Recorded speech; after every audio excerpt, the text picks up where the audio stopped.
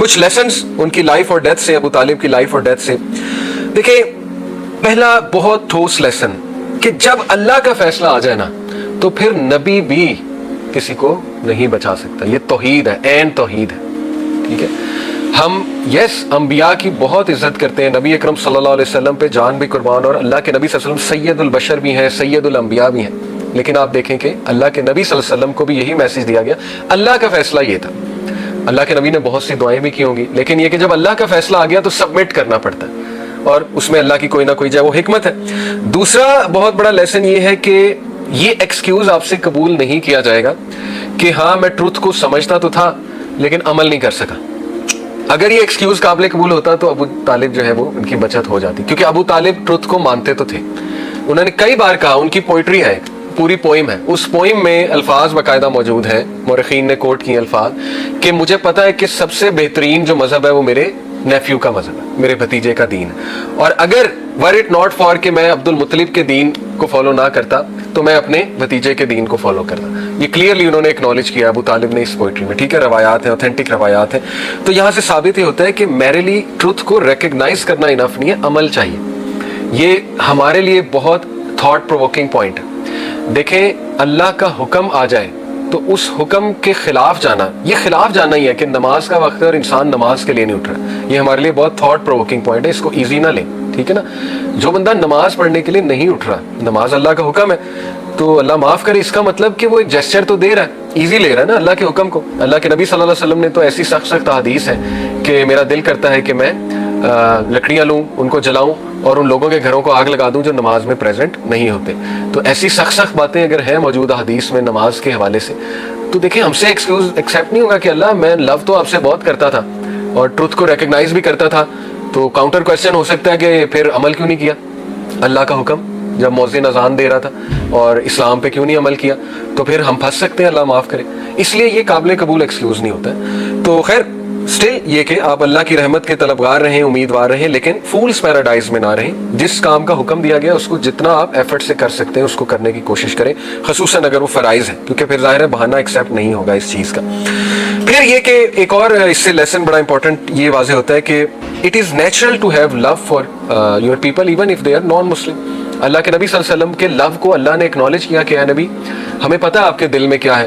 ظاہر ہے محبت تھی ابو طالب کی، وہ محبت غالب آئی تو اللہ کے نبی نے اسی لیے تو اتنی دعائیں کی ایون ان کے فوت ہو جانے کے بعد.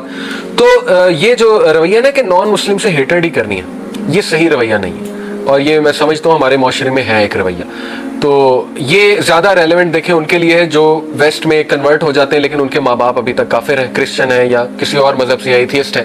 تو اللہ منع نہیں کرتا کہ تم جب مسلمان ہو گئے تو اپنے ماں باپ سے جو ہے وہ اب نفرت کرنے لگو. نہیں، محبت رکھو، شفقت رکھو، لیکن یہ کہ ہاں ان کے مذہب میں شریک نہ ہو، اور اگر وہ شرک کا حکم دیں تو اس میں شریک نہ ہو. تو یہ اٹ از نیچرل.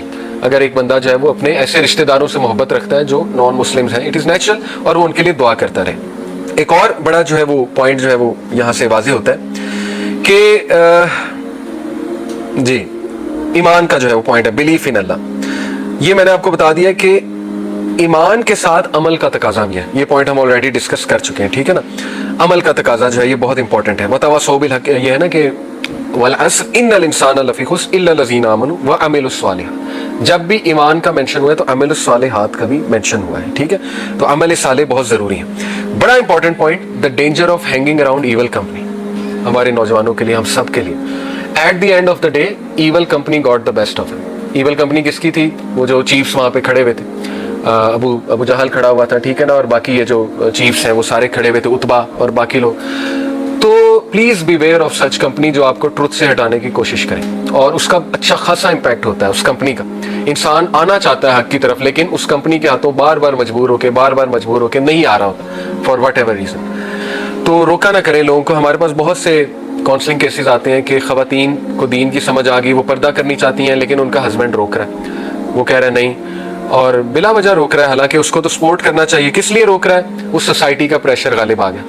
ہمارے سامنے مثالیں موجود ہیں نا کہ نہیں لوگ کیا کہیں گے، تم پردہ کرو گی تو ریجڈ ہو جاؤ گی بہت زیادہ، میرے دوستوں سے ملنا جلنا چھوڑ دو گی، مکس گیدرنگز میں نہیں جاؤ گی، تو وہ بڑا انسیکیور ہو جاتا ہے. On the other hand same goes for, اگر وہ مرد کو ہدایت مل جاتی اس کے سارے گھر والے اس کے خلاف ہو جاتے ہیں، سپورٹ ہی نہیں کرتے.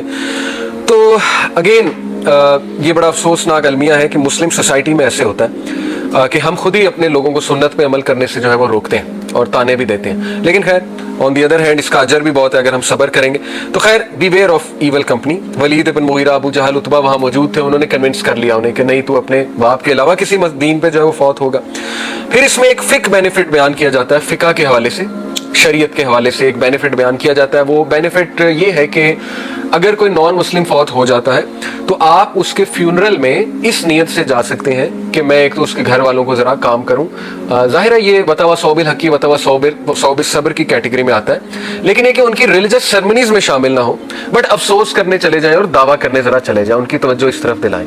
تو یہ پوائنٹ اخذ ہوتا ہے کیونکہ اللہ کے نبی صلی اللہ علیہ وسلم جو ہے انہوں نے ظاہر ہے پھر فیونرل پراپر بریل تک کروایا ابو طالب کا. تو اگین پوائنٹ ری آئیٹریٹ کروں گا کہ فیونرل میں اس طرح سے تو چلے جائیں اس نیت سے کہ وہاں جا کے افسوس کریں اور لیکن دعویٰ دیں، کوشش کریں ان کو کہ ان کا دل نرم ہو ان لوگوں کا، لیکن اس نیت سے جانا کہ میں ان کے ریلیجس سرمنیز میں شامل ہوں گا یہ غلط ہے. ٹھیک ہے، اس سے منع فرمایا گیا. آگے پھر نبی اکرم صلی اللہ علیہ وسلم کی فیملی کی تھوڑی سی ڈیٹیل میں آپ کو بتاتا چلوں. اللہ کے نبی صلی اللہ علیہ وسلم کے 10 انکل تھے. ٹھیک ہے، 11 brothers including his father of course. تو ان 11 میں سے 7 جو ہیں وہ نبوت سے پہلے فوت ہو گئے، پیچھے بچے 4. وہ 4 کون تھے؟ ابو لہب، ابو طالب، عباس اور حمزہ. اب کتنا آئرونک ہے کہ وہ 2 انکل جو ہدایت نہیں پا سکے، ابو لہب اور ابو طالب. ابو طالب کا دوسرا نام عبد مناف بھی تھا. اب یہ جو مناف اور عزا ہیں یہ آئیڈلز کے نام ہیں. ابو لہب کا نام آپ کو پتا نا عبد العزا تھا. ابو لہب کا اصل نام جو ہے وہ عبد العزا تھا، یعنی عزا کا بندہ. عزا جو ہے یہ آئیڈل ہے ان کا، اور مناف بھی ان کا آئیڈل تھا. تو عبد مناف جو ہے وہ ابو طالب کا نام تھا اور عبد العزا جو ہے وہ ابو لہب کا نام تھا. تو دونوں کے نام جو ہے وہ آئیڈلز پہ تھے. اور باقی 2 جو انکلز ہیں ان کا نام حمزہ اور عباس ہے، اور حمزہ اور عباس کا مطلب آ جا کے لائن ہوتا ہے. ٹھیک ہے نا. حمزہ جو ہے اس کی کونوٹیشن اسٹرینتھ کے ساتھ ہے، عباس کے نام کی کونوٹیشن جو ہے وہ بریوری کے ساتھ ہے. تو دیکھیں دین اگین یہ میں بتا دوں کہ ابو لہب کا نام ابو لہب اس لیے پڑھا کیونکہ ابو لہب واز این ایکسٹریملی ہینڈسم مین، بڑے ریڈ چیکس تھے ان کے. ٹھیک ہے نا. تو ابو لہب کا مطلب ہوتا ہے fire coming from his cheeks, یعنی نور، فائر کہہ لیں یا روشنی کہہ لیں، کیونکہ بہت ہینڈسم شخص تھا ابو لہب جو ہے. تو یہ بھی بڑا آئرونک ہے کہ جو 2 انکلز کو ہدایت نہیں مل سکی ان کے نام بت پہ تھے. تو باقی جو 2 انکلز ہیں ان کے نام جو ہے وہ حمزہ اور عباس تھے. خیر پروفٹ صلی اللہ علیہ وسلم کی جو خالہ یہ تھیں پھوپھیاں تھیں، ان کے حوالے سے آتا ہے کہ 6 آنٹس تھیں پروفٹ صلی اللہ علیہ وسلم کی. ان کے حوالے سے ہم صرف ایک کو جانتے ہیں، صفیہ بنت عبد المطلب، جو کہ حضرت حمزہ کی بہن تھی اور وہی اسلام انہوں نے قبول کیا تھا، حضرت صفیہ نے. یہ حمزہ رضی اللہ عنہ کی بہن تھی.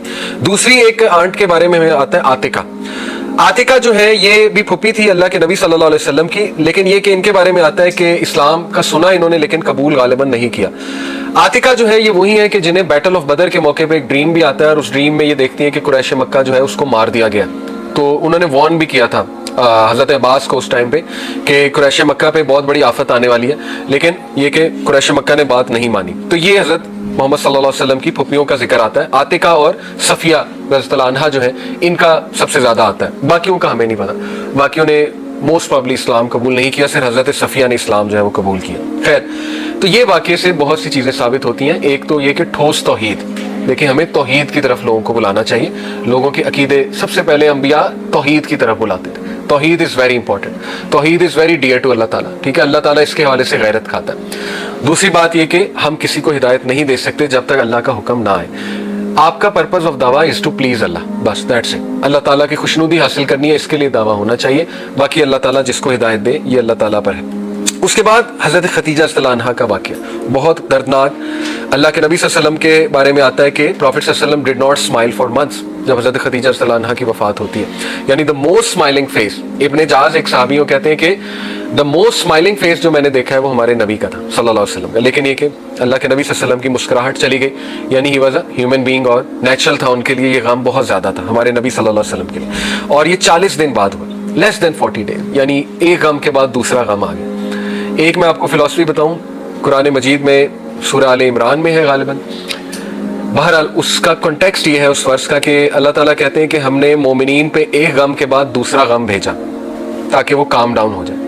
اب یہ بہت عجیب بات ہے کہ ایک غم کے بعد دوسرا غم آیا تو کام ڈاؤن کیسے ہو جاتا ہے بندہ. آپ نے کئی لوگوں کو یہ کہتے سنا ہوگا، میں نے کئی بار سنا ہے لوگوں کو کاؤنسلنگز میں یہ الفاظ کہتے ہوئے کہ میں اس غم سے گزر رہا تھا، گزر رہی تھی کہ اچانک میرے سامنے یہ غم آیا تو میں پچھلا غم بھول گئی اور میری توجہ اس کی طرف آ گئی.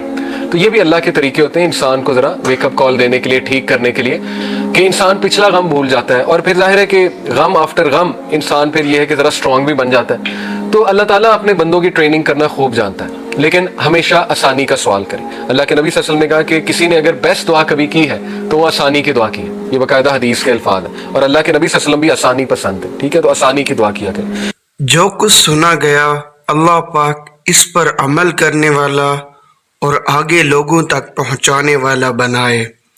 مزید اصلاحی بیانات کے لیے ہمارا یوٹیوب چینل MA ریمائنڈر کو سبسکرائب کریں. جزاک اللہ خیر.